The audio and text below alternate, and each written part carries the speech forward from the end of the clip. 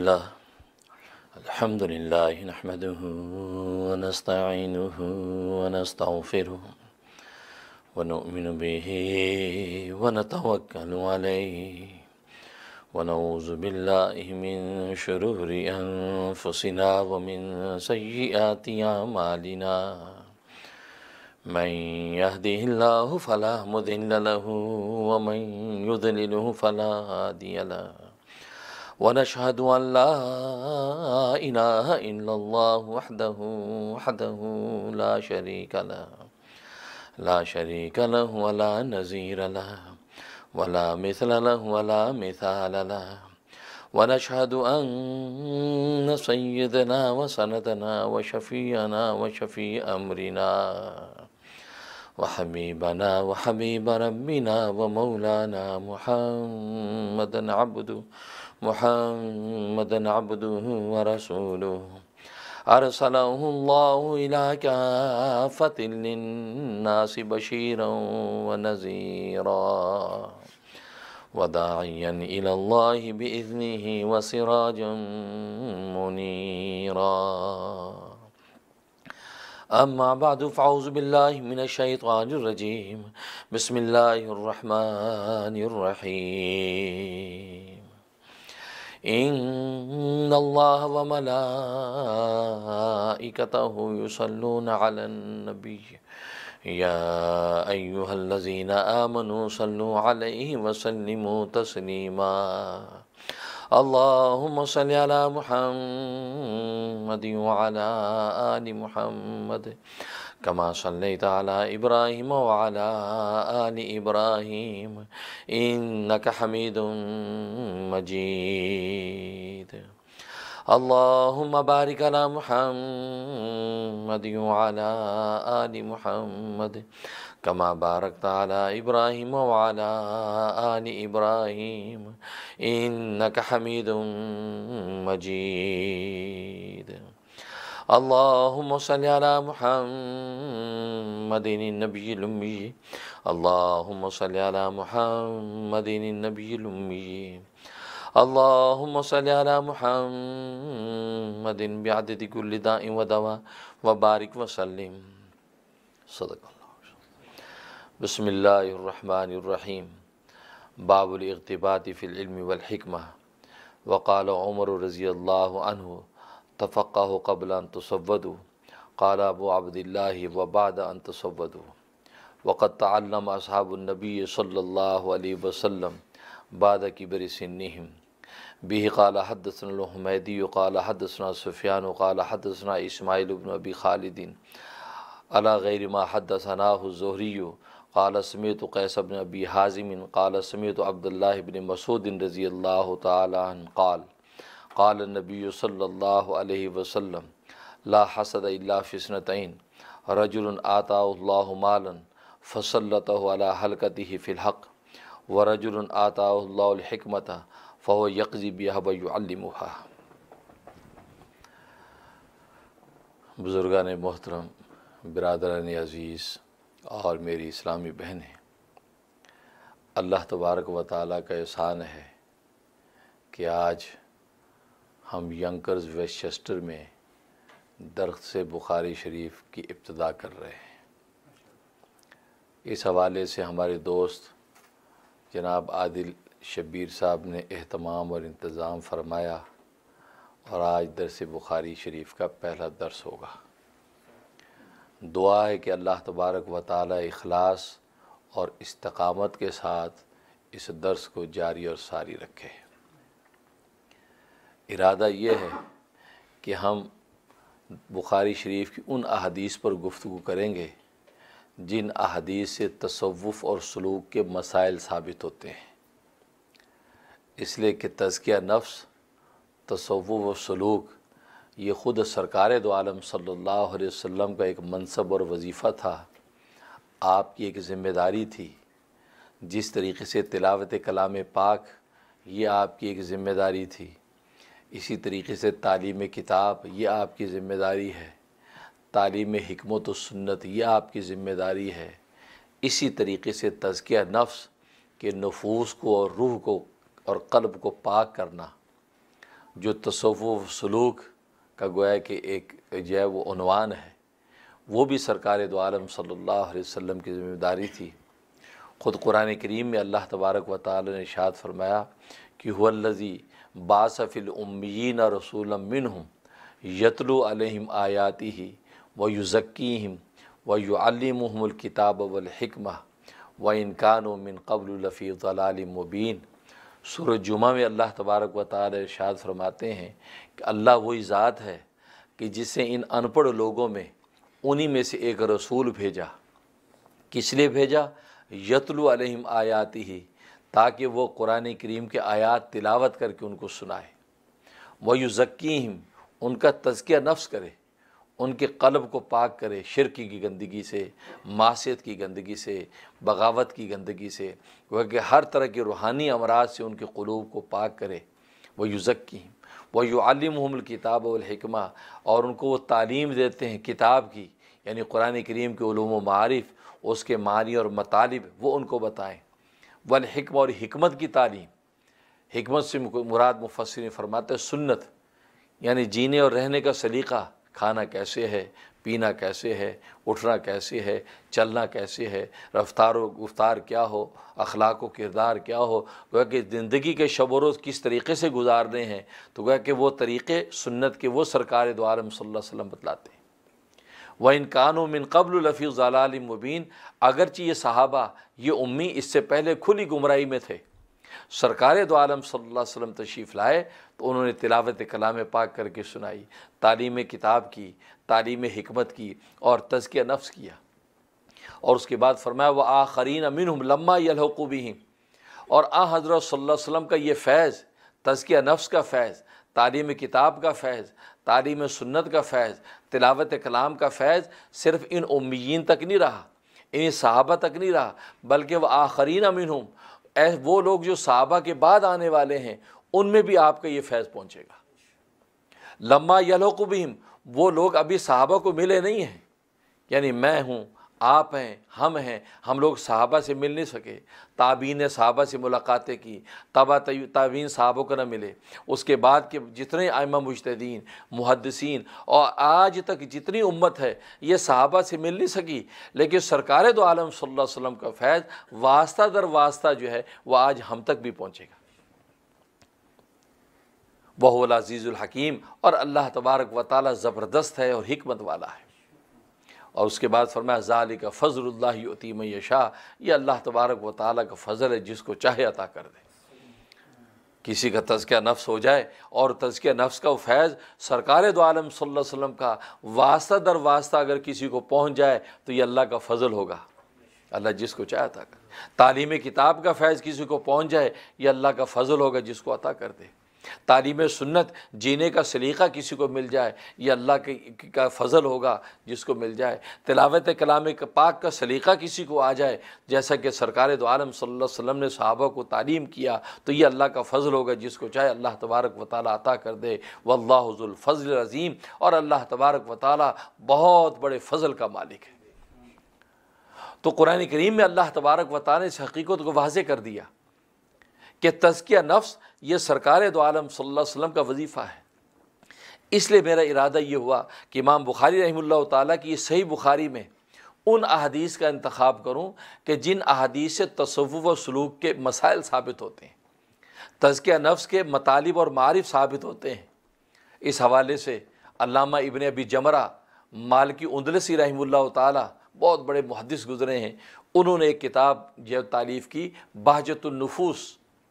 بہجت النفوس میں انہوں نے تمام وہ احادیث جمع کیے ہیں صحیح بخاری کی کہ جس کے ذریعے سے تصوف و سلوک کے مسائل ثابت ہوتے ہیں،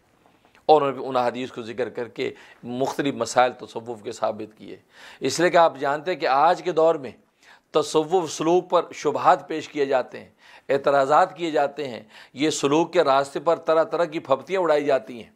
تزکیہ نفس کے اس معاملے کو لوگ سمجھتے نہیں ہیں، مذاق اڑاتے ہیں، جی چھوڑی یہ بیعت کیا ہوتی ہے، یہ ارشاد کیا ہوتا ہے، یہ پیری و مریدی کیا ہوتی ہے، یہ تصوف سلوک کیا ہوتا ہے، یہ صوفیت کیا ہوتی ہے، یہ صوفیزم کیا ہوتا ہے، طرح طرح کے شبہات پیش کرتے ہیں۔ لیکن یہ چونکہ اسلام کے خلاف ایک سازش ہے، کیونکہ تزکیہ نفس یہ اسلام کے گویا کہ ان ارکانوں میں سے بنیادی ایک چیز تھی، کیونکہ جب دل پاک ہو گیا تو سب کچھ پاک ہو گیا۔ اس لیے تو حدیث میں فرمایا ان فی الجسد لمضغۃ، جسم کے اندر ایک گوشت کا لوتھڑا ہے، اذا صلحت صلح الجسد کلہ، جب وہ گوشت کا لوتھڑا صاف ستھرا پاک رہتا ہے تو پورا جسم ٹھیک رہتا ہے۔ وَإِذَا فَسَدَ الْجَسَدُ كُلُّهُ، اور جب وہ گوشت کا لوتھڑا جب وہ خراب اور فاسد ہو جاتا ہے تو پورا جسم خراب ہو جاتا ہے۔ الا، خبردار سنو، وَهُوَ الْقَلْبُ، وہی القلب، وہ قلب ہے، وہ گوشت لوتھڑا قلب ہے، کہ دل اگر پاک رہے گا تو پورا بدن پاک رہے گا، انسان کی روح پاک رہے گی۔ اس لیے وَيُزَكِّم، تزکیہ نفس اتنی بنیادی چیز ہے، اتنی بنیادی چیز ہے کہ انسان کا دل پاک ہو گیا تو انسان کے سب کچھ آسان ہو گیا۔ انسان کی نماز بھی آسان، روزہ بھی آسان، زکوٰۃ بھی آسان، حج بھی آسان، اور تمام اخلاقیات کے باب انسان کے لیے آسان ہو جاتے ہیں اگر دل پاک ہو جاتا ہے۔ اور اگر دل آلودہ ہے، دل ناپاک ہے، انسان کے لیے نماز بھی بھاری لگتی ہے، روزہ بھی بھاری لگتا ہے، زکوٰۃ بھی بھاری لگتی ہے، حج بھی بھاری لگتا ہے، اللہ کے راستے میں خرچ کرنا بھاری لگتا ہے، اخلاقیات کے سارے باب انسان کے لیے گرا لگتے ہیں، اس لیے کہ دل پاک نہیں ہے۔ اس لیے تزکیہ نفس بنیادی چیز ہے۔ چنانچہ سرکار دو عالم صلی اللہ علیہ وسلم نے صحابہ کا تزکیہ نفس فرمایا، اور یہ تزکیہ نفس ہی ہے جو درجہ بدرجہ چلا آتا ہے، کہ آج امت کے اندر وہ سلسلہ جاری اور ساری ہے کہ درجہ بدرجہ سرکار دو عالم صلی اللہ علیہ وسلم کا وہ تزکیہ نفس کا فیض ہم تک بھی پہنچ رہا ہے۔ اور یہ وہ سلسلہ، یہ اصلاح و ارشاد کا سلسلہ، یہ بیت و ارشاد کا سلسلہ، یہ مرید کی اپنے شیخ کے ساتھ ایک کمٹمنٹ، جس کے نتیجے میں وہ نیک اعمال کی پابندی کرتا ہے، جیسے صحابہ کرتے تھے ایسے وہ بھی اسی طرح پابندی کرتا ہے اللہ کے نبی کے دین پر، لہٰذا اس کے نتیجے میں وہ اپنی منزلوں کو آگے سے آگے بڑھاتے ہوئے اللہ تبارک و تعالیٰ کا قرب حاصل کرتا ہے۔ اس لیے میں نے ارادہ کیا کہ بہجت النفوس نے جو احادیث جمع کی ہیں اور تصوف سلوک کے مسائل کو حل کیا ہے، ان احادیث کا درس دوں، اس لیے کہ آج ظاہر کم علمی کی وجہ سے میں نے جیسے کہ بتایا کہ اس موضوع پر اعتراضات کیے جاتے ہیں، اس کو صوفیزم کہہ کر اعتراض کرتے ہیں، نئی نسل کے اندر اس کی اویئرنیس نہیں ہے۔ اس لیے ان احادیث کا انتخاب آج اس میں ہوگا، اس کے مطابق اس پر انشاءاللہ گفتگو کرتے رہیں گے، تو پتہ چلے گا کہ سرکار دو عالم صلی اللہ علیہ وسلم نے کس طریقے سے اپنی احادیث کے اندر اس تزکیہ نفس کے حوالے سے صحابہ کی اصلاح فرمائی، ان کے دلوں کو پاک کیا۔ یہاں تک کہ کتنے صحابہ ایسے ہیں کہ جو سرکار دو عالم صلی اللہ علیہ وسلم پر ایمان لائے، ایمان لاتے ہی ان کو کسی ایک نماز پڑھنے کا بھی موقع نہیں ملا، ان کو قرآن کریم کی ایک آیت بھی یاد کرنے کا موقع نہیں ملا، اور ایمان لانے کے وہ میدان جہاد میں اتر گئے، لیکن تزکیہ نفس ہو گیا، نبی کی نظر نبوت پڑھی اور کلمہ ایمان پڑھا، ان کا جو ہے ان کا تزکیہ نفس ہو گیا، دل پاک ہو گیا شرکی کی گندی سے، اور میدان جہاد میں اتر گئے، شہید ہو گئے۔ اللہ کے نبی نے اس کی وقت بشارت دے دی کہ جنت کے اندر داخل ہو گئے۔ اللہ اکبر، اللہ اکبر۔ نہ نماز پڑھی، نہ روزہ رکھا، نہ زکوٰۃ دی، نہ حج کی، نہ کوئی عمل کر پائے، تو صرف تزکیہ کیا۔ تو معلوم ہے تزکیہ نفس اتنی بنیادی چیز ہے کہ تزکیہ نفس انسان کا ہو گیا، ایمان کا نور آ گیا، تو اگر اس کے بعد اگر وقت نہ ملا انسان کو تو بھی اللہ تبارک و تعالیٰ سیدھا جنت میں داخل کرتے ہیں۔ یہ وہ بنیادی چیز۔ اور اگر تزکیہ نفس نے دل پاک نہیں ہے تو نماز اس کی کوئی حیثیت نہیں ہے۔ اس لیے کہ امام غزالی فرماتے ہیں کہ سجدے میں تیرا سر جھکے اور تیرا دل نہ جھکے تو وہ نماز اللہ کو قبول نہیں۔ کتنی نمازیں ایسی ہیں کہ حدیث میں آتا ہے کہ میلے کپڑے کی طرح لپیٹ کر منہ پہ مار دی جائیں گی۔ یہ کون سی نمازیں ہیں؟ حالانکہ اس میں قیام بھی ہے، اس میں رکوع بھی ہے، اس میں سجدہ بھی ہے، اس میں تشہد بھی ہے، اس میں تسبیحات بھی ہیں، پھر بھی اللہ تبارک و تعالیٰ ان کو لپیٹ کے منہ پہ کیوں مارتے ہیں؟ اس لیے کہ وہ اس کے اندر روح نہیں ہے، اس میں جان نہیں ہے، کیونکہ وہ ظاہری جسم تو ہے نماز کا لیکن حقیقت نماز نہیں ہے، کیونکہ دل پاک نہیں، اور دل جب پاک نہیں ہے تو انسان جب سجدے میں گرتا ہے تو انسان کا سر تو جھکتا ہے لیکن دل نہیں جھکتا، تو اللہ تبارک و تعالیٰ کو ایسی نماز قبول نہیں۔ اس لیے تزکیہ نفس کی بڑی اہمیت ہے، اور یہ گویا کہ اسلام کی اس بنیادی ایک گویا کہ ایک عنوان تھا جس کے خلاف یہ پروپیگنڈا، یہ مغربیت کا پروپیگنڈا، جس کے نتیجے میں ایک مستقل طبقہ مسلمانوں میں ایسا پیدا ہو گیا کہ جو اس پر اعتراض کرتا ہے، جی تصوف کیا ہے، یہ پیری مریدی شرک، وہ بھی بدعت، یہ بھی حرام، وہ بھی ناجائز۔ نتیجہ ہے کہ امت کا بہت بڑا طبقہ اس کی رحمتوں سے محروم ہونے لگا۔ اس لیے میں نے انتخاب کیا کہ وہ احادیث امام بخاری رحمۃ اللہ علیہ کے میں ذکر کروں، اس لیے کہ آپ جانتے ہیں کہ بخاری شریف کو جو اہمیت حاصل ہے کتب حدیث میں کہ اصل کتب بعد کتاب اللہ، اس کو یہ مقام حاصل ہے کہ اللہ تبارک و تعالیٰ کی کتاب کے بعد سب سے صحیح ترین اگر کتاب ہے تو بخاری شریف،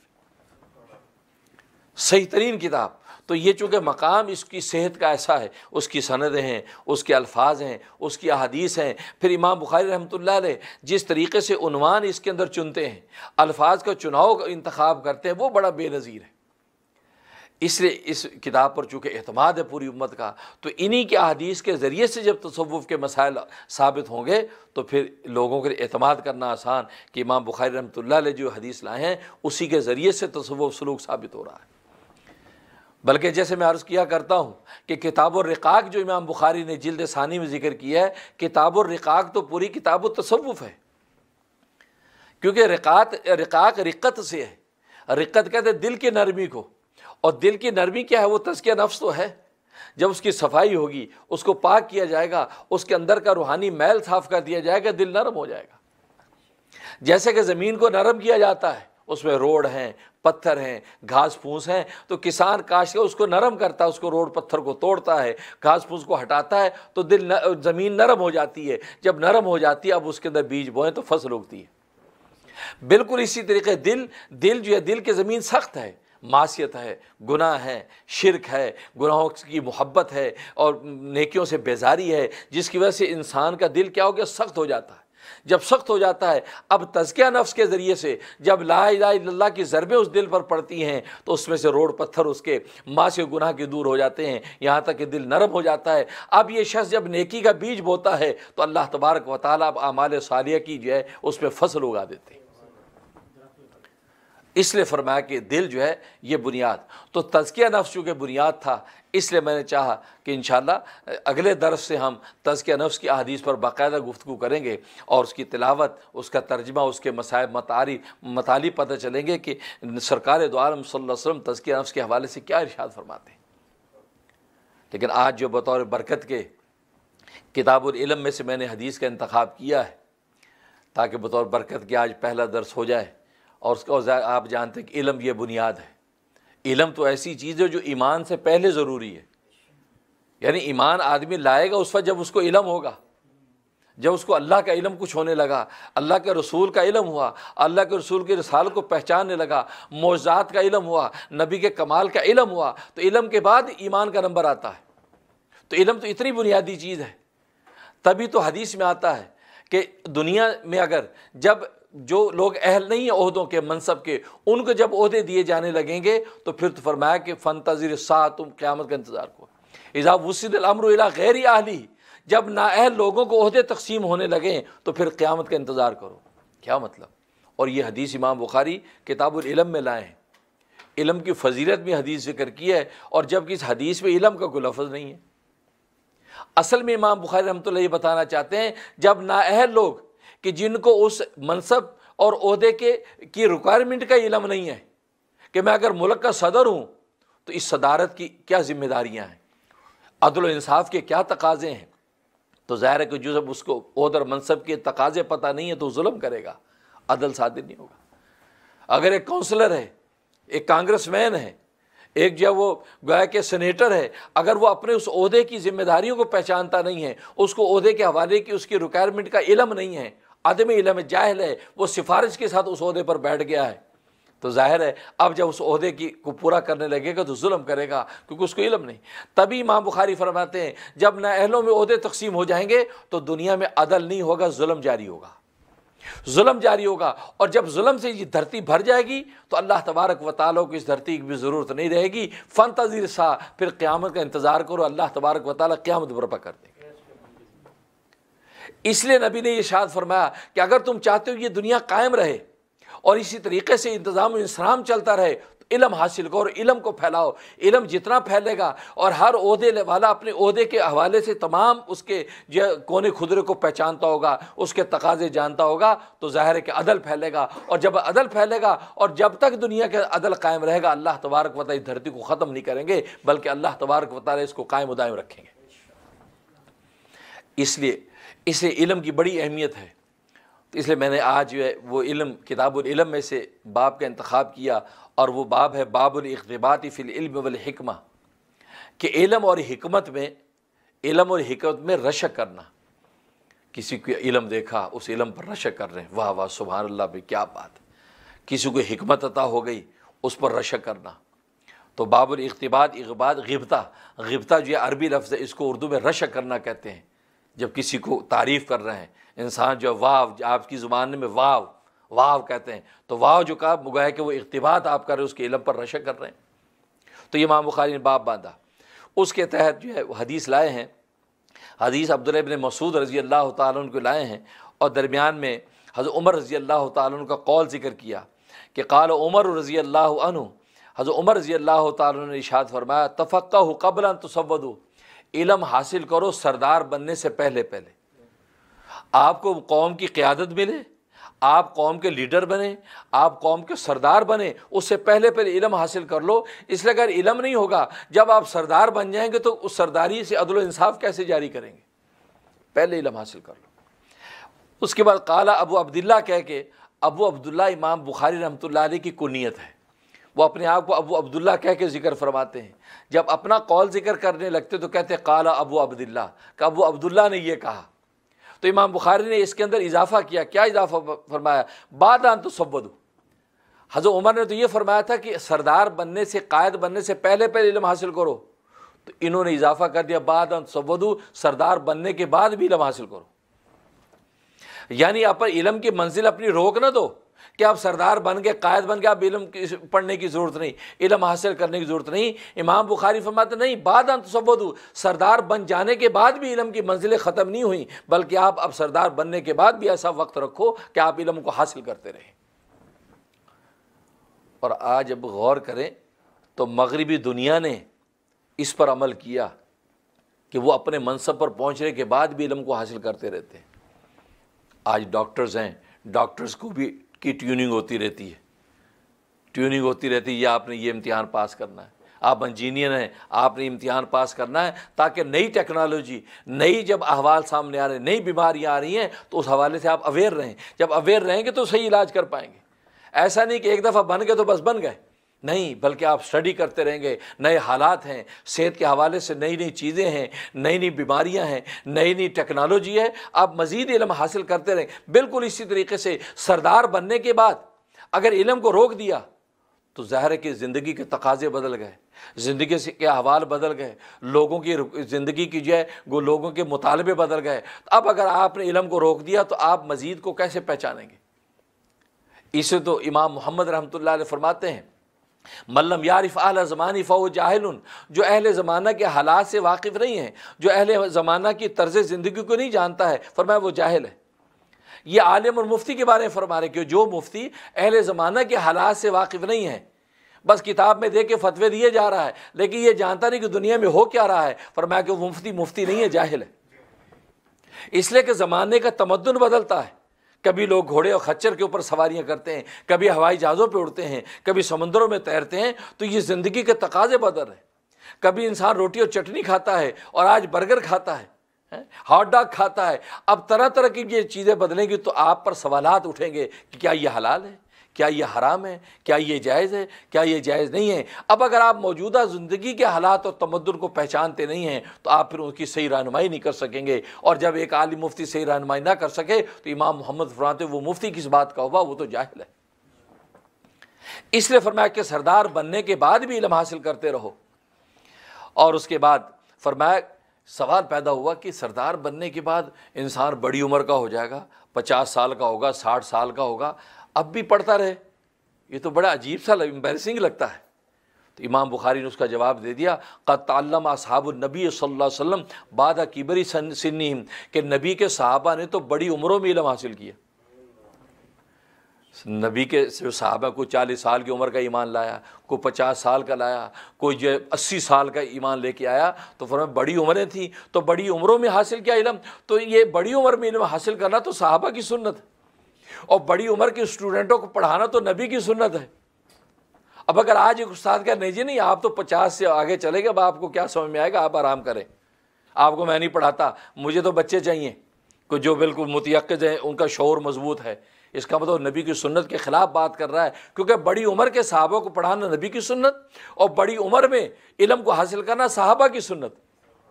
اس لیے امام بخاری شبہ کا جواب دے دیا کہ بڑی عمر کے اندر علم حاصل کرنا صحابہ کی سنت ہے، لہذا اگر سردار بن بھی گیا تو شرم کس بات کی، علم حاصل کرے۔ لہٰذا جب علم حاصل کرے گا تو وہ عدل و انصاف اس سے جاری و ساری ہوگا، اور عدل و انصاف اگر جاری ہوگا تو اللہ تبارک و تعالی اس کائنات کو باقی رکھیں گے۔ اس کے بعد حدیث لائے ہیں عبداللہ بن مسعود رضی اللہ تعالیٰ عنہ کی کہ فرمایا قال نبی صلی اللہ علیہ وسلم، کہ نبی کریم صلی اللہ علیہ وسلم نے ارشاد فرمایا لا حسد الا فی اثنتین،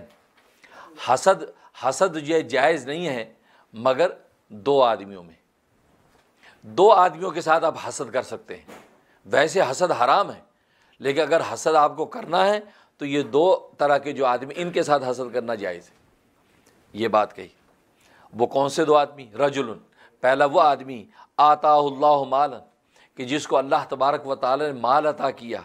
فسلط علی حلقۃ فی الحق، اور اس کو حق کے راستے میں خرچ کرنے پر مسلط ہو گیا، صبح شام حق میں خرچ کر رہا ہے، اللہ کی رضا کے لیے، اللہ کے مخلوق کی خدمت کے لیے خرچ کر رہا ہے۔ فرمایا یہ آدمی جو ہے یہ اس سے حسد کیا جا سکتا ہے۔ دوسرا رجل آتاہ اللہ الحکمہ، دوسرا وہ آدمی کہ جس کو اللہ تبارک و تعالی نے حکمت عطا فرما دی، حکمت عطا فرما دی، فو یقضی بہا ویعلمھا، اور اس حکمت کے مطابق وہ فیصلے کرتا ہے لوگوں کے، اور اس کے مطابق آگے تعلیم کرتا ہے، علم پھیلاتا ہے۔ فرمایا دوسرا وہ آدمی ہے کہ جس آدمی پر جو ہے وہ رشک کیا جا سکتا ہے، حسد کیا جا سکتا ہے۔ اب یہاں سوال پیدا ہوا کہ حسد کرنا تو حرام ہے، یہ کیسے ہو سکتا ہے کہ نبی پاک صلی اللہ علیہ وسلم حسد کی اجازت دیں؟ فرمایا لا حسد الا فی اثنتین، حسد کرنا جائز نہیں مگر دو آدمیوں میں آپ حسد کر سکتے ہیں۔ حسد تو ایسی جو ہے وہ معصیت ہے کہ جیسے کہ حدیث میں آتا ہے کہ حسد نیکیوں کو یوں کھا جاتا ہے جیسے آگ سوکھی لکڑیوں کو کھاتی ہے۔ حسد تو ایسی چیز ہے، اور حسد گویا کہ اللہ تبارک و تعالیٰ کے فیصلے پر اعتراض ہے کہ اللہ تبارک و تعالیٰ نے کسی کو ظاہری خوبی دے دی، کسی کو باطنی خوبی دے دی، ظاہری کمال دے دیا، باطنی کمال دے دیا، اس کے ساتھ آپ کو حسد اور جیلسی ہو گئی۔ اس کا مطلب آپ اللہ کے فیصلے پر اعتراض کر رہے ہیں کہ اس کا مطلب یہ آدمی اس بات کا اہل نہیں تھا کہ اس کو دولت آپ نے دے دی، اور یہ اس سے جلتا ہے۔ تو جلنے کا مطلب یہ ہے کہ اللہ کے فیصلے پر اعتراض کر رہا ہے۔ اگر اللہ کے فیصلے اور منشا کو مانتا تو اس کو کسی سے حسد ہی نہ ہوتا، وہ سوچتا ہے دیکھو اللہ کا منشا، اللہ کی دولت جس کو چاہے دے، جس کو چاہے دے۔ تو بالکل اسی طریقے سے تو بہرحال تو حسد جو اللہ کی فیصلے پر اعتراض اور نیکیوں کو جلا دیتا ہے، تو حدیث میں کیسی اجازت دے دی نبی نے کہ حسد آپ کر سکتے ہیں؟ یہ سوال، اس کا جواب امام بخاری رحمۃ اللہ علیہ نے باب کا جب عنوان باندھا ہے اسی میں دے دیا۔ اور یہ بات آپ جانتے ہیں کہ امام بخاری رحمہ اللہ تعالی جب ترجمۃ الباب باندھتے ہیں، اس لیے کہ باب کا جو عنوان ہوتا ہے اس کو ترجمۃ الباب کہتے ہیں۔ یہ جو باب الاغتباط فی العلم والحکمہ، اس کو ترجمۃ الباب کہتے ہیں۔ اس کے بعد امام بخاری سند لاتے ہیں، بہ قال حدثنا فلان ابن فلان، یہ سند۔ اس کے بعد نبی نے جو ارشاد فرمایا وہ حدیث، وہ متن حدیث کہلاتا ہے۔ تو ترجمۃ الباب کے اندر جب امام بخاری الفاظ کا چناؤ کرتے ہیں، ان الفاظ کے چناؤ کا ایسا انداز رکھتے ہیں کہ آنے والے شبہات کا جواب دے دیتے ہیں۔ اب آنے والا شبہ ہونا تھا کہ حسد کرنا تو جائز نہیں ہے، حسد کیسے کر سکتے ہیں؟ تو انہوں نے باب کے عنوان میں لفظ اختیار کیا باب الاغتباط فی العلم والحکمہ، باب الاغتباط فی الحکمہ، وہاں اغتباط کا لفظ استعمال کیا، حسد کا لفظ استعمال نہیں کیا کہ باب الحسد فی العلم والحکمہ، علم اور مال کے اندر حسد کرنے کا باب۔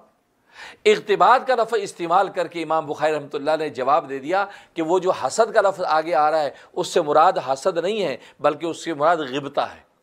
اغتباط ہے، یعنی رشک ہے، جس کو کہتے ہیں رشک کرنا ہے۔ تو نبی نے جو فرمایا کہ جو حسد کرنا جائز نہیں مگر دو آدمیوں کے ساتھ، تو فرمایا کہ رشک کرنا جائز نہیں مگر دو آدمیوں کے ساتھ، دو آدمی قابل رشک ہیں۔ اگر آپ کو رشک کرنا ہے، اور رشک کی اجازت ہے، اور رشک کا مطلب یہ ہوتا ہے کہ آپ کسی کی تعریف کرتے، واہ واہ سبحان اللہ، کمال ہے، آپ کو یہ علم ملا، واہ واہ سبحان اللہ، آپ کو یہ دولت ملی، اور اللہ سے دعا کرتے یا اللہ تیرے خزانے وسیع ہیں، اس کو تو نے اگر نوازا تو مجھے بھی نواز دے۔ یہ رشک ہے۔ حسد یہ ہوتا ہے کہ اللہ اس کو تو نے دولت دی، یا اللہ اس کی دولت برباد کر دے، مجھے ملے نہ ملے، اس کے پاس نہ رہے۔ یعنی حاسد اتنا کمینہ ہو جاتا ہے کہ وہ ایک تو بعض دفعہ ایسی چیز ہوتی ہے کہ اس انسان کو مل ہی نہیں سکتی، تو اس صورت میں اس کے جذبات یہ ہوتے ہیں کہ مجھے ملے نہ ملے لیکن اس کے پاس نہ رہے۔ یہ اس منصب پہ پہنچا ہے، میں اس منصب پہ پہنچ تو سکتا نہیں ہوں، لیکن کہتا ہے کہ یہ منصب اس کا چھوٹ جائے، مجھے ملے نہ ملے لیکن اس کے پاس نہ رہے۔ اور بس اوقات ایسی چیز ہوتی ہے کہ جو اس کو مل سکتی ہے، تو اس میں اس کا جذبہ یہ ہوتا ہے کہ اس سے ختم ہو جائے اور پھر یہ مجھے مل جائے، میں اس کے اوپر فائق ہو جاؤں، یہ حسد کا جذبہ ہوتا ہے۔ اور رشک اس کو کہتے ہیں، اللہ تو نے اس کو اپنے خزانے سے دے دیا یہ منصب اور دولت، یا اللہ تیرے خزانے میں کمی نہیں، میں بھی تیرا بندہ ہوں، تو مجھے بھی اپنے خزانے سے عطا کر دے، یہ رشک ہے۔ تو امام بخاری نے اغتباط کا لفظ ذکر کے فرما دیا کہ نبی نے جو حسد کا لفظ ذکر کیا وہ صرف ظاہری الفاظ میں ہے، لیکن حقیقت میں وہاں معنی مراد غبطہ کا ہے۔ غبطہ کا معنی مراد ہے کہ نبی نے فرمایا کہ قابل رشک صرف دو ہی آدمی ہیں، ہر آدمی پہ جو واہ نہ کرنے لگ جایا کرو، ہر آدمی پہ رشک نہ کرنے لگ جایا کرو، رشک کے قابل صرف دو آدمی، ایک وہ آدمی جس کو اللہ نے مال دیا اور حق کے راستے میں مال خرچ کر رہا ہے، ایک وہ آدمی جس کو علم دیا اور علم کو جو وہ پھیلا رہا ہے اور امت کے اندر اس کے انصاف کے فیصلے کر رہا ہے، یہ آدمی قابل رشک۔ اس کے علاوہ دوسرا قابل رشک مومن کی شان نہیں ہے، کسی کا جوتا دیکھا اس پر رشک کرنے لگا، کسی کے کپڑے دیکھے اس پر رشک کرنے لگا، کسی کی مادی کو اور دولت دیکھی اس پر رشک کرنے لگا، مومن کی یہ شان نہیں۔ مومن کی شان یہ ہے اگر رشک کرے تو یہ دو آدمی قابل رشک ہیں، اس کے علاوہ کوئی قابل رشک نہیں ہے۔ امام بخاری نے اس لیے اغتباط کا لفظ باب میں ذکر کر کے وہ حسد والے لفظ کا جواب دے دیا کہ حسد سے حقیقی حسد مراد نہیں بلکہ اغتباط اور غبطہ مراد ہے۔ اور امام بخاری کی ایک عادت شریفہ یہ ہے کہ جب ترجمۃ الباب باندھتے ہیں تو اس کی مناسبت سے اس کے تحت حدیث لاتے ہیں۔ اب ترجمۃ الباب جو باندھا اغتباط فی العلم والحکمہ، علم اور حکمت کے اندر غبطہ کرنا، یہ فرمایا۔ اب اگر اس کے تحت جب حدیث دیکھتے ہیں تو وہاں دو آدمیوں کا ذکر ہے، ایک آدمی وہ ذکر جس کے پاس مال ہے، دوسرا وہ آدمی جس کے پاس علم ہے، تو اس ترجمۃ الباب میں مال کا تو ذکر ہی نہیں کیا امام بخاری نے، کیونکہ آگے تو قابل رشک مال والا بھی ہے، تو یوں ماننا چاہیے تھا باب الاغتباط فی العلم والحکمت والمال، تو مال کا لفظ بھی ذکر کرنا چاہیے تھا، پھر اس مناسبت تام ہوتی تھی، لیکن مال کو ذکر کیوں نہیں کیا، صرف علم اور حکمت کو ذکر کیا۔ اور مزے کی بات یہ ہے کہ بعد میں حدیث میں علم کا لفظ ہی نہیں ہے،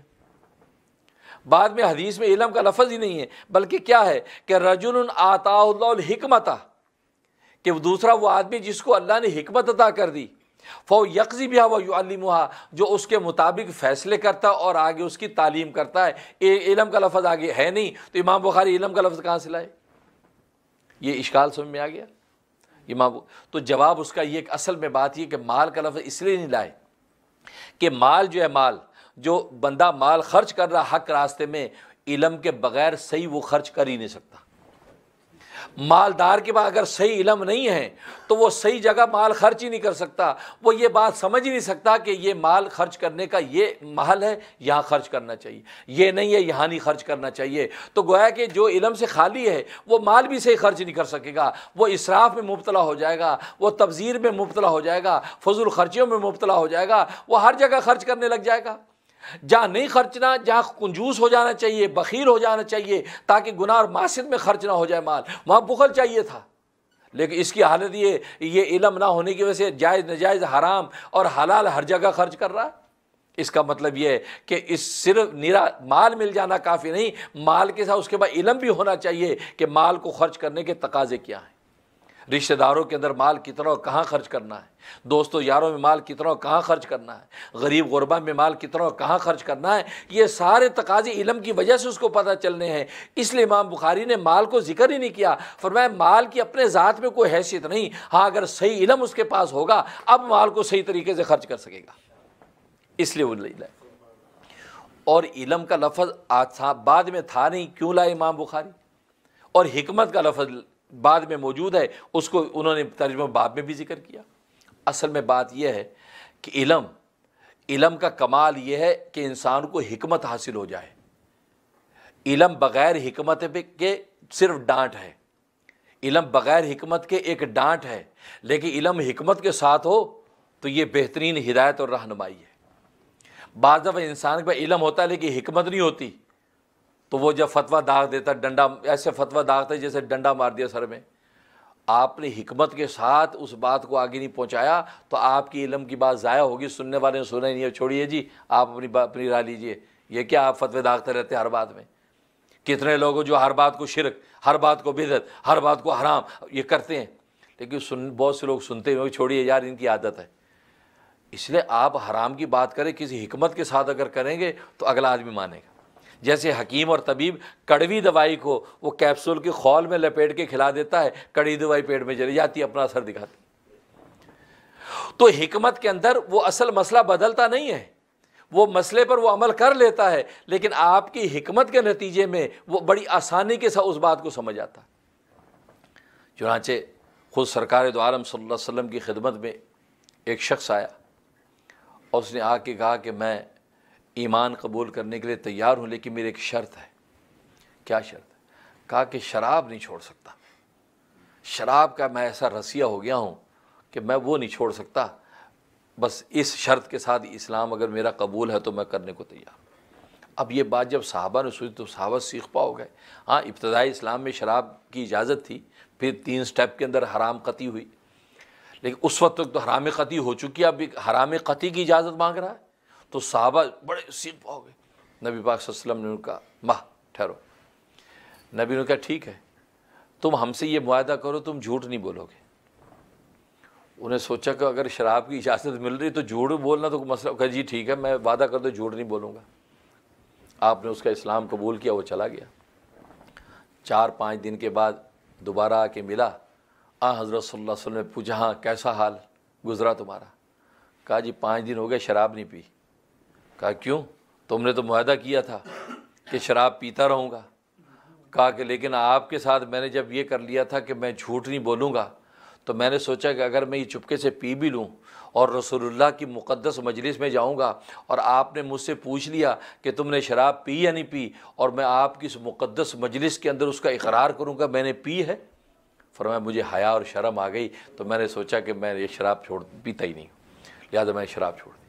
اب دیکھو نبی نے کس حکمت کے ساتھ ان کو مسئلہ سمجھا دیا۔ ایک شخص آیا کہا جی میں اسلام قبول کرنے کے لیے تیار ہوں، لیکن ایک شرط ہے کہ میں زنا نہیں چھوڑ سکتا، یہ نہیں چھوڑ سکتا۔ آپ فرمایا کہ اچھا۔ اب دیکھو نبی حکمت سے سمجھا رہے ہیں، فرمایا کہ دیکھو تمہاری بہن کے ساتھ کوئی ایسا کرے تو تمہیں قبول ہے؟ کہا کہ نہیں میں اس کی گردن اڑا دوں گا۔ تمہاری بیٹی کے ساتھ کوئی ایسا کرے تو؟ کہا میں اس کو زندہ نہیں چھوڑوں گا۔ تمہاری ماں کے ساتھ کوئی ایسا کرے تو؟ کہا نہیں میں اس کی جان لے لوں گا۔ اب ہر رشتے کو آپ ذکر کر رہے ہیں اور وہ اپنے سے باہر ہو رہا ہے۔ اس کے بعد آپ نے فرمایا کہ دیکھ تو اپنی بیٹی ماں اور رشتوں کے بارے میں یہ کیفیت تحفظات رکھتا ہے، جس عورت کے ساتھ تو ایسا کر رہا ہے وہ کسی کی ماں تو ہوگی، کسی کی بیٹی تو ہوگی، کسی کی پھوپھی خالہ تو ہوگی، کسی کی جب وہ بیوی تو ہوگی، جب ان کے ساتھ تو ایسا کرے گا تو کیا وہ تیرے اس عمل پر راضی ہوگا؟ جب یہ بات کہی تو اس کو بات سمجھ میں آ گئی۔ کہا کہ اللہ کے رسول میں آپ سے عہد کرتا ہوں، توبہ کرتا ہوں۔ نبی پاک نے ان کے سینے پہ ہاتھ مارا اور اے اللہ اس کے دل کو پاک کر دے، اس کو پاک دامنی عطا کر دے۔ اللہ اکبر۔ تو حقیقت یہ، اب یہ دیکھو علم کی بات کو کس حکمت سے نبی پہنچا رہے ہیں۔ اسے تو قرآن نے کہا کہ نبی لو کنتا فظا غلیظ القلب، اگر آپ تند خو ہوتے، سخت مزاج ہوتے، سخت دل ہوتے، ہر بات پہ ڈانٹ ٹپٹ کرتے رہتے، فرمایا لن فضوا من حولک، یہ صحابہ سارے تجھے چھوڑ کر بھاگ جاتے۔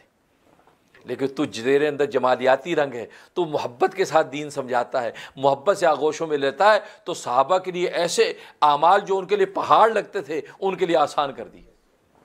اس لیے امام بخاری نے حکمت کا جو لفظ بعد میں آیا اس سے علم کا لفظ استنباط کیا۔ اس کا مطلب یہ ہے کہ فرمایا کہ علم سے اصل مقصود حکمت ہے۔ اس لیے قرآن کریم میں اللہ تبارک و تعالیٰ فرماتے ہیں وَمَن يُؤْتَ الْحِكْمَةَ فَقَدْ أُوتِيَ خَيْرًا كَثِيرًا، جس کو حکمت عطا کر دی گئی اس کو خیر کثیر مل گئی، بہت بڑی خیر اللہ نے اس کو دے دی۔ تو آج ہمارے پاس علم ہوتا ہے، حکمت نہیں ہوتی، جس کے نتیجے میں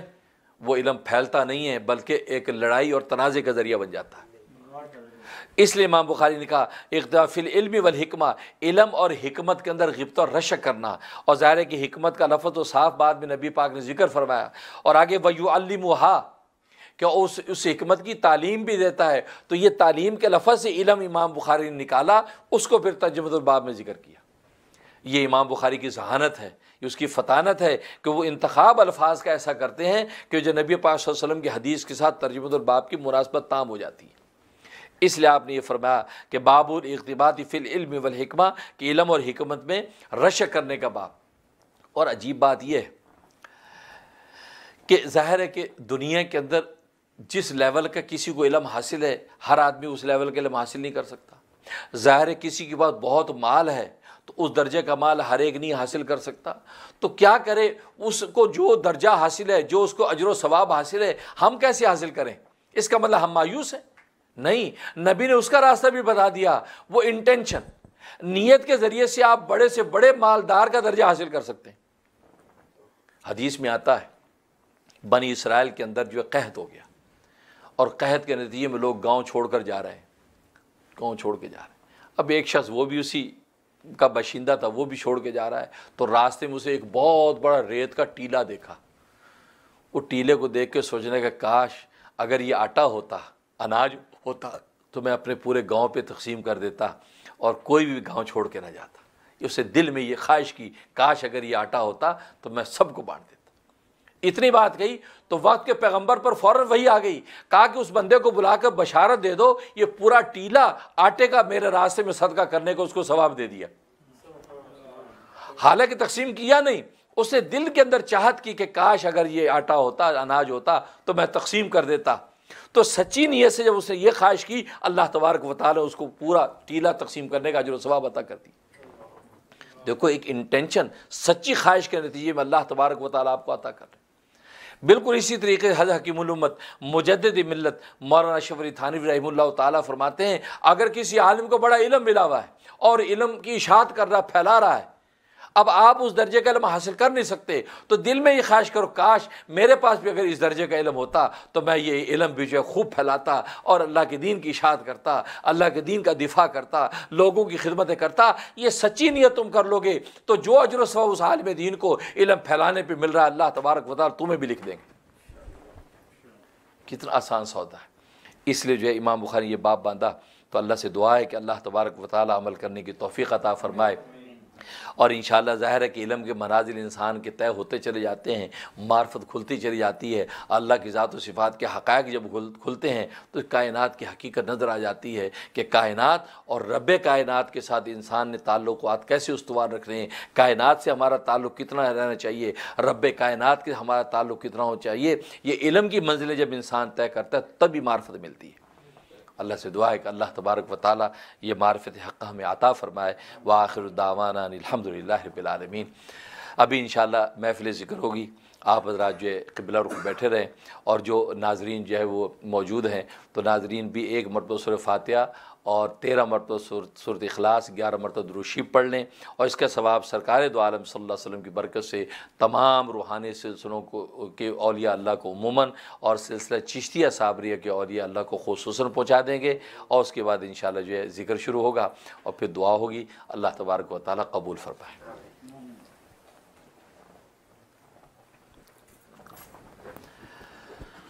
اعوذ باللہ من الشیطان الرجیم، بسم اللہ الحمد للہ رب العالمین الرحمن الرحیم مالک یوم الدین ایاک نعبد و ایاک نستعین اہدنا الصراط المستقیم صراط الذین انعمت علیہم غیر المغضوب علیہم ولا الضالین آمین۔ قل هو اللہ احد اللہ الصمد لم یلد ولم یولد ولم یکن له کفوا احد۔ قل هو اللہ احد اللہ الصمد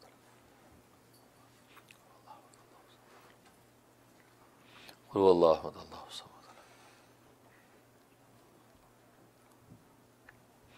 قل هو اللہ احد اللہ الصمد لم یلد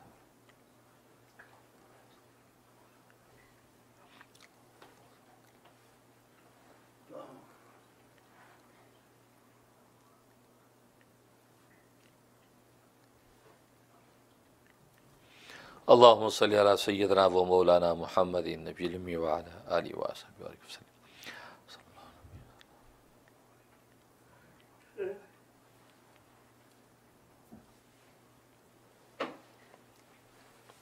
دعا کیجیے یا اللہ ہم نے جو کچھ پڑھا ہے اس کا ثواب نبی کریم صلی اللہ علیہ وسلم کی برکت سے تمام روحانی سلسلوں کے اولیاء اللہ کو عموماً اور سلسلہ چشتیہ صابریہ کے اولیاء اللہ کو خصوصاً پہنچا دیجیے، اور ان کی روحانی توجہات ہمیں عطا فرما دیجیے۔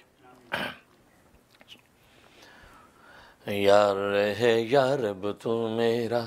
اور میں تیرا یار ہوں،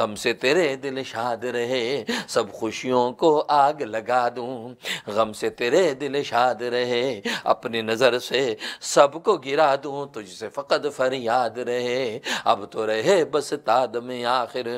ورد زباں اے میرے الہ، لا الہ الا اللہ لا الہ الا اللہ، لا الہ الا اللہ لا الہ الا اللہ، لا الہ الا اللہ لا الہ الا اللہ، لا الہ الا اللہ لا الہ الا اللہ، الہ الا اللہ لا الہ الا اللہ، لا الہ الا اللہ لا الہ الا اللہ، لا الہ الا اللہ لا الہ الا اللہ، لا الہ الا اللہ لا الہ الا اللہ، لا الہ الا اللہ لا الہ الا اللہ، لا الہ الا اللہ لا الہ الا اللہ، لا الہ الا اللہ لا الہ الا اللہ، لا الہ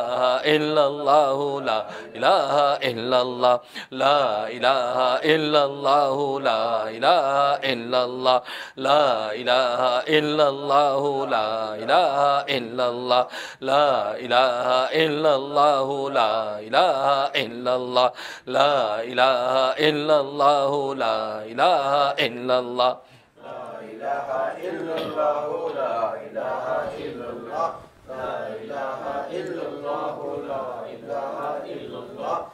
الہ الا اللہ لا الہ الا اللہ، لا الہ الا اللہ محمد الرسول اللہ صلی اللہ تعالی علیہ وعلا آلہ وصحابہ وبارک وسلم تسلیما کثیرا کثیرا۔ یہ تصور کیجئے کہ دل سے دنیا کی محبت نکل گئی، دل اللہ کی محبت سے روشن ہو رہا ہے۔ سبحان اللہ، سبحان اللہ۔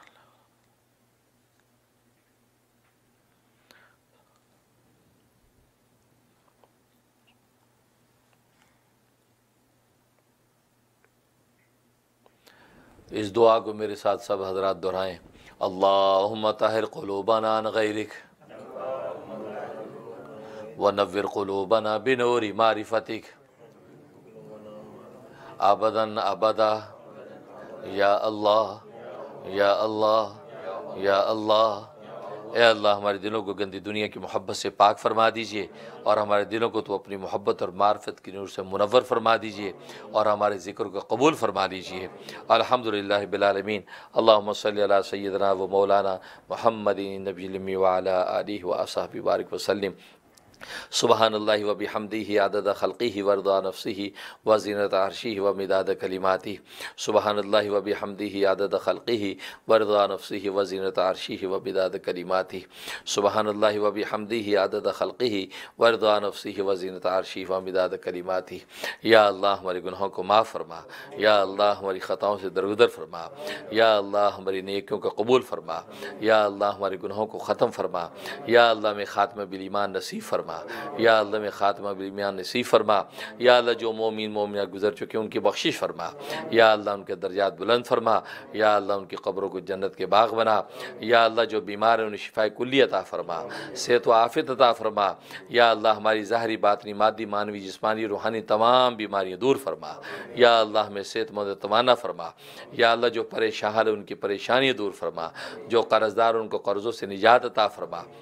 یا اللہ آج ہم نے جناب ہمارے دوست عادل شبیر صاحب کے گھر پر یہ درس بخاری شریف کی ابتدا کی ہے، یا اللہ اس کو قبول و منظور فرما، یا اللہ ان کی خدمت محبت کو قبول فرما، یا اللہ اخلاص و استقامت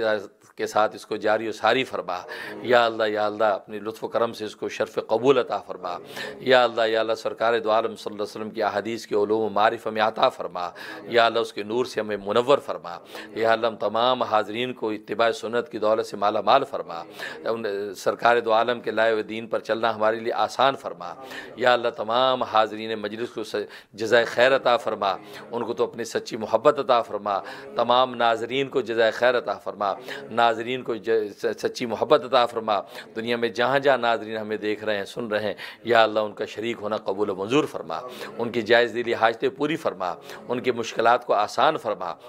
یا اللہ ہمارے کرم فرما ڈاکٹر شفیع بیزار صاحب، یا اللہ ان کو جزائے خیر عطا فرما، انہوں نے اس پیرانہ سالی میں بیماری میں ہمت کی، یہ بھی تشریف لائے ہیں اور ہماری اس درس کی رونق کو بڑھایا۔ یا اللہ ڈاکٹر صاحب کو صحت و عافیت عطا فرما، عافیت کے ساتھ ان کی عمر کو دراز فرما، یا اللہ ان کو قوت و عافیت عطا فرما، یا اللہ ان کے مرض و بیماری کو دور فرما، یا اللہ ان کے اہل خانہ پر بھی خصوصی رحمت برکت نازل فرما۔ یا اللہ اپنے کرم سے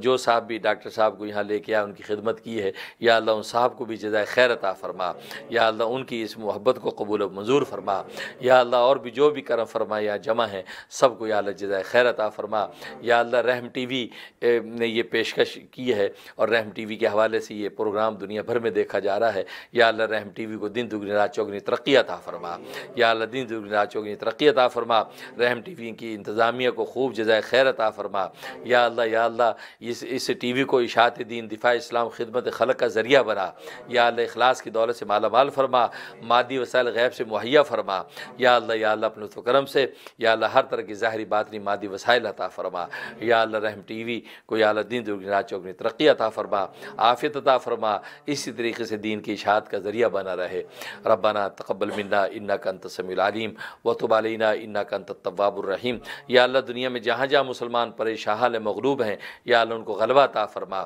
ان کی پریشانی دور فرما، ان کی نصرت و تائید فرما۔ یا اللہ حرمین شریفین کی حفاظت فرما، یا اللہ حرمین شریفین کی ایک ایک اینٹ کی حفاظت فرما۔ یا اللہ ہر طرح کی ظاہری باطنی دشمنوں سے اس کو محفوظ فرما۔ اللہم انا نسألک من خیر ما سألک من نبیک محمد صلی اللہ علیہ وسلم ونعوذ بک من شر ما استعاذک من نبیک محمد صلی اللہ علیہ وسلم وانت المستعان وعلیک البلاغ ولا حول ولا قوة الا باللہ۔ ربنا تقبل منا انک انت السمیع العلیم وتب علینا انک انت التواب الرحیم وصلی اللہ تعالی علی خیر خلقہ محمد وآلہ وصحبہ اجمعین برحمتک یا ارحم الراحمین۔ ہر بے سے ہو رشتہ